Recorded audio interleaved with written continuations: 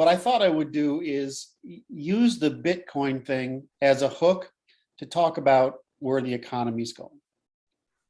You wouldn't believe how few people understand money.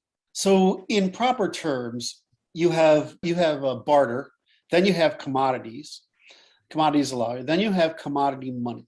And from commodity money, you develop money substitutes. Everything after commodity money, in other words, an ounce of gold or an ounce of silver or an ounce, or whatever. Everything after that, that is not made from a commodity.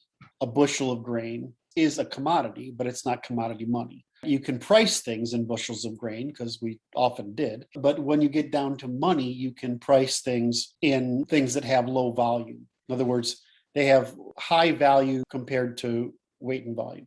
And you can make these things in different sizes. So you can have 1, 1.5, 5, 20, whatever. The problem is that you run into the problem when things scale up that now you have the simple problem of that's still heavy and dangerous to carry around. So you go into money substitutes, and there are a whole bunch of them.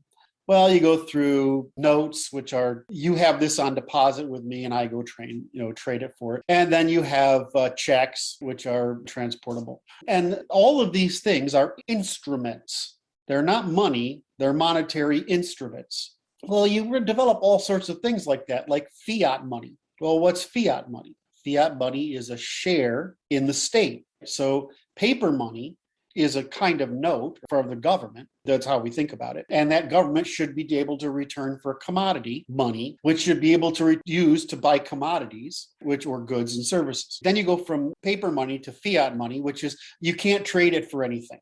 At that point, a dollar is a share in the economy, right? It's not backed. There's nothing you can trade it for back home. That's what fiat money is. Fiat money turns out to be, contrary to everybody's complaint, turns out to be a really good thing because it ends the problem of the shortage of money, which is really why you get falls of Roman Empire and stuff. The minute you can't get coin, you're effed. So fiat money was a pretty interesting thing, and it worked. So now you could get like token money. And that's where you buy these tokens in advance. Like when you used to go to the fair or you used to go to Disney World, you'd buy tickets. And you can buy your way into a ride with this token money, this ticket. So now we've got share money, right? Shares the fiat money. We've got some money substitutes. We've got share money. We got notes. We got token money. And then we get into debt instruments. So not only is this, the only thing this is backed by is I'm buying the fact that you might have money tomorrow. And so debt instruments, we go into debt instruments the same way we go into monetary substitutes until we get to it's not debt anymore, right? It's some sort of legal claim and it's hard money on it. So once you understand there's this spectrum of what's behind this, how tradable is it? What's it dependent on? Well, fiat money's tradable anywhere in the country, but it may not be otherwise. Token money's tradable in the amusement park, but it may not be tradable for anything outside the amusement park. What's available here? So is it backed? And how liquid is it? In other words, where can I spend it?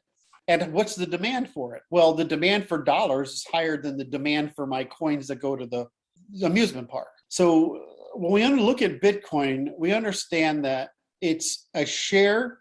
It's nothing different. You buy a share of Microsoft. What's it backed by? Well, you think it's backed by the assets of Microsoft, but it's really not. It's backed by people's faith in the continuation of the value of the share. Well, what's Bitcoin based on? It's a share in the Bitcoin network. What's it based on? It's based on the presumption there's going to be value. Now, what's the chance that Microsoft's going to lose all its value? Well, unless something catastrophic happens, I probably can dispose of that share and get something for it. What's the chance that my dollar is going to go out? Well, unless the government goes under, I'm probably going to be able to use the dollar. And for that matter, even if the government goes under, I could probably use it. The value probably go up if the government goes under. So Bitcoin is just a share. The difference with the share with a corporation is two things. One is that Bitcoin owns its own exchange. So you're not going through other third party to an exchange. And the second thing is the share is divisible. So like money, I can break it into pieces and I can furthermore use it outside of the Bitcoin network, right? I can use it to buy things, although it's small. In other words, the range of places I can buy it is small. So really, it is a share in the Bitcoin network that has some properties of token money. Now, the problem is, but what's its value? There's a virtue in it not being backed because the only thing that can fail is demand for the thing. Whereas a share of Microsoft or Apple or somebody like that, that could happen to have a loss of value. The government can go under, That's right. but I'll still have paper money in my hand and it'll probably be still useful because people need money. If Bitcoin in network crashes, of course, we're all fucked.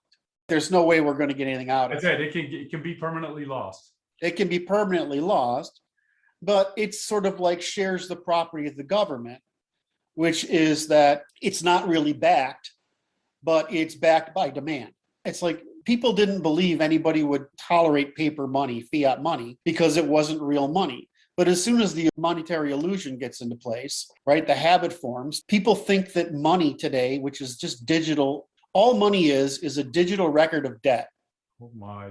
That's all it is. Sharing the dark secrets of the monetary system is just awful, man. So when you have money in your checking account, you don't really have money. You have a record of the debt that the Federal Reserve owes you, by the bank owing it to you, by the government owing it to the federal, but you don't have money, you have debt.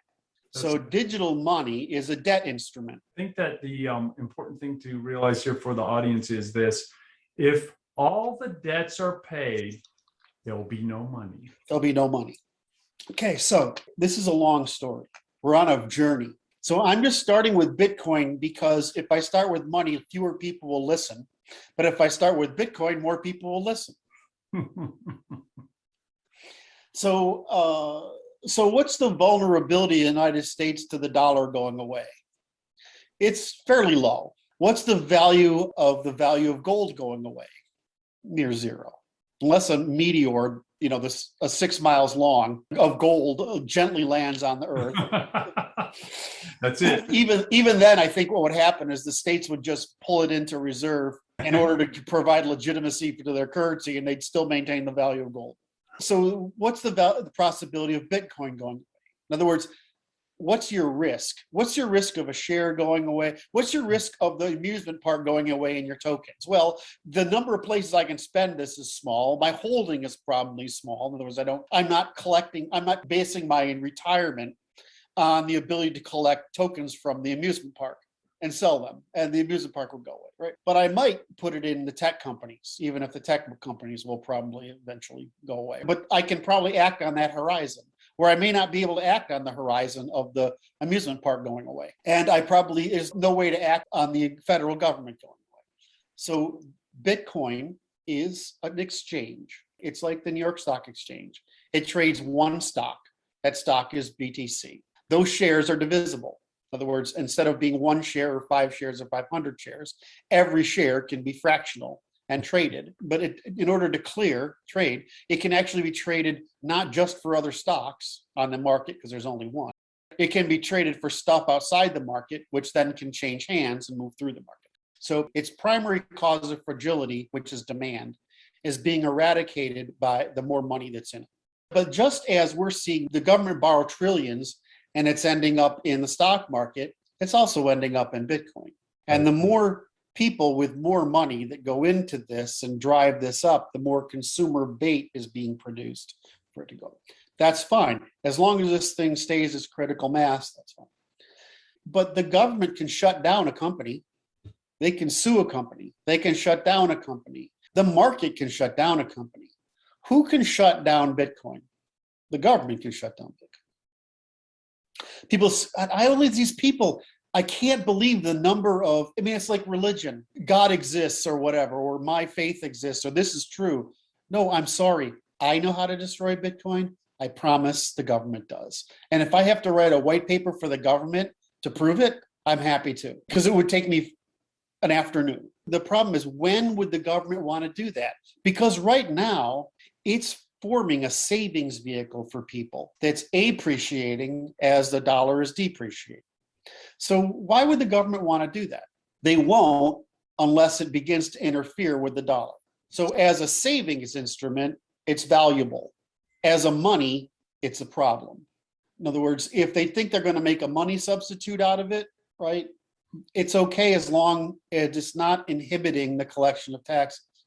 Now, you could play I'm going to play the funny game here first beforehand. The funny game is the government says, great, everybody has to pay taxes on their Bitcoin holdings of 20% per year. In other words, do what the Romans did.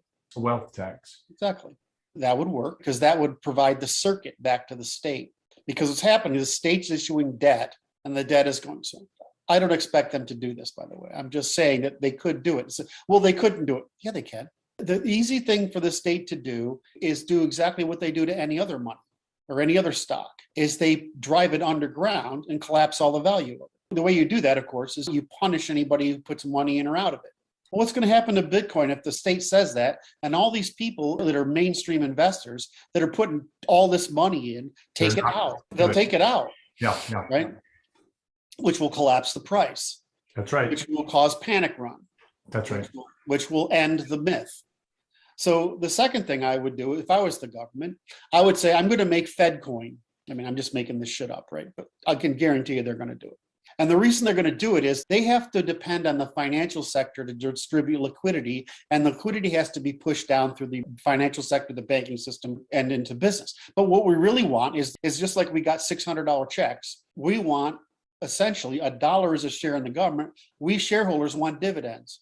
So the government could send liquidity in the market through consumers, which would then go through the system and make the economy respond like that.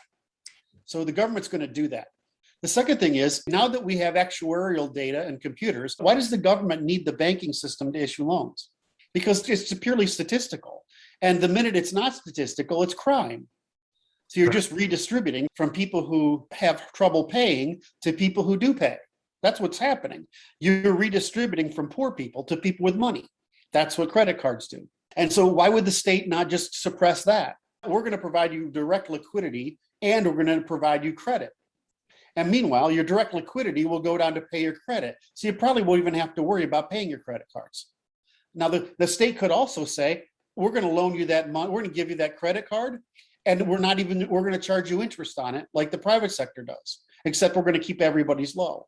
What happens if the government says, yeah, whenever you buy capital, like a house or furniture and appliances or stuff for your business, it's at zero interest because you're just borrowing from yourself. And it's not speculative, it's demand. So all of a sudden the financial sector is in a position of saying, shit, I have to make all my money on business productivity now instead of rent seeking. So where does the capital go?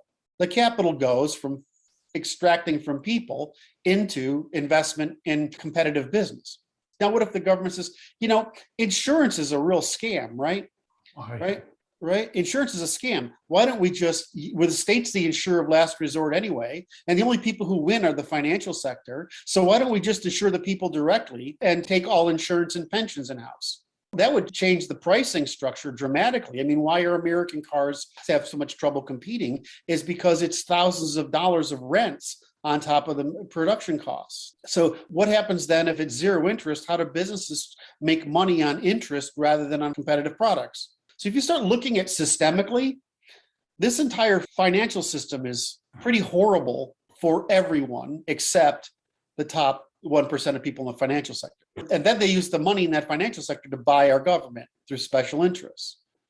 So my point with Bitcoin is, to tie it back, is if I were the government, I would just come up Fedcoin, because all that stuff I just described, I would achieve through Fedcoin.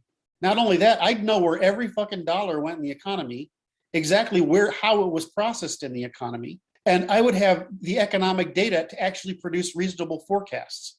Moreover, I could really suppress crime dramatically, and I would get all those Asian restaurants that don't pay taxes by collecting cash and not reporting it. They'd have to pay tax too. I'm sorry, I'm picking on Asians, but they're just the most obvious about it. I mean, they're just absolutely positively hysterical how obvious they are. I'm just teasing them. Don't see any value in taxing federal taxation of local small business. There's no value at all. Back to Bitcoin. What I would do is produce Fedcoin. I would say we're just doing an experiment.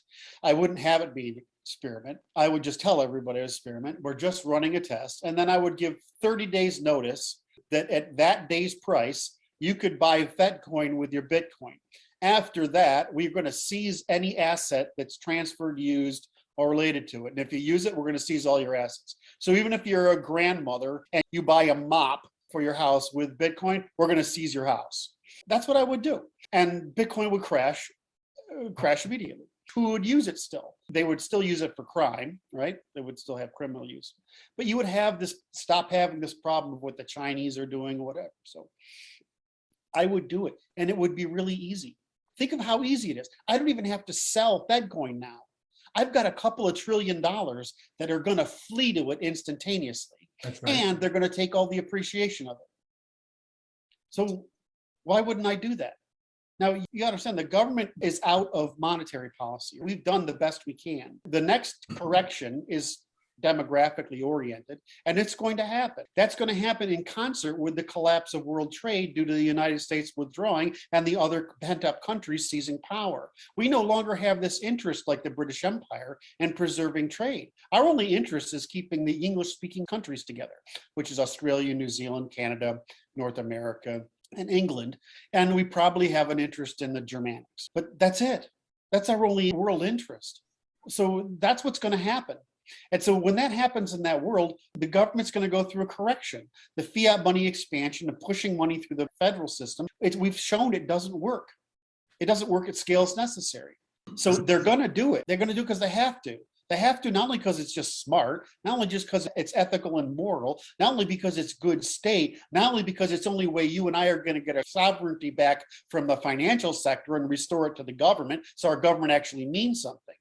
But they're going to do it because they have to in order to maintain the primary level of government today, which is financial. Finance has replaced force as the primary means of coercion.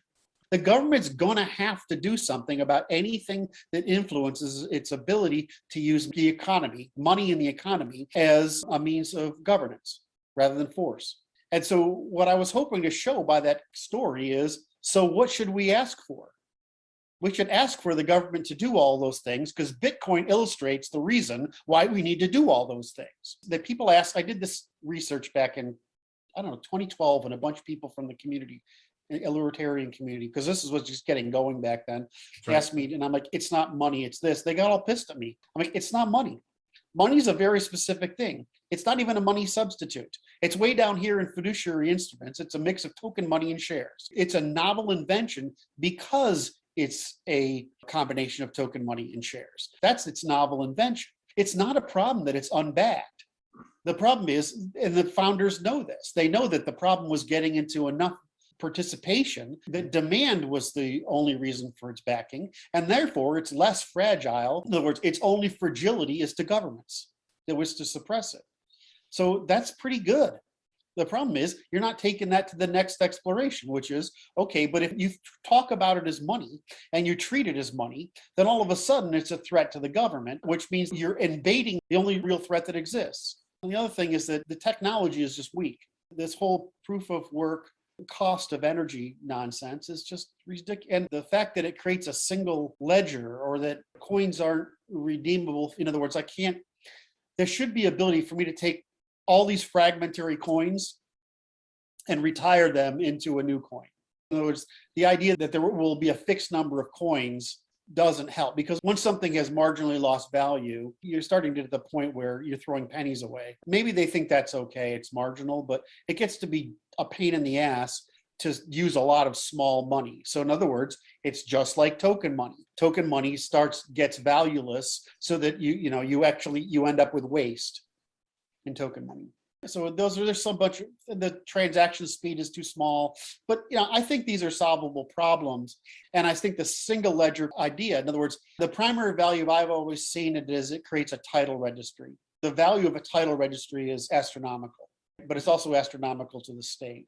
So, we're always doing off-book R&D for the state. That's how I see it.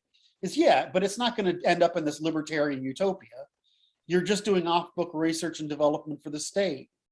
Why do you think states have the Wild West or Iceland or Ukraine? It's because you have those things and you let wacky people go there because they're occupying a territory for you and you don't have to pay for it. They're doing work for you for free. You're always, any of this basic R&D always ends up in the state. So I don't think you're going to win that argument. It's just magical thinking. So I'm not dissing on the thing. I'm dissing on the utopian dreams that they anticipate, because they're linearly extrapolating from a temporary contrivance. It's a contemporary convenience, which will end up benefiting the state. So I see the government's doing this. It's deterministic. I don't see any way around it. My belief was that they weren't going to use Bitcoin. They were going to use a single monolithic state system to do this. But I think we should encourage them to use Bitcoin, because it makes it very difficult to cause involuntary transfers, even by the state. So I don't want my title to be able to transfer without my will. I like Right. that. That's right. And so I think these are valuable things, but it's not going to end up how they want it.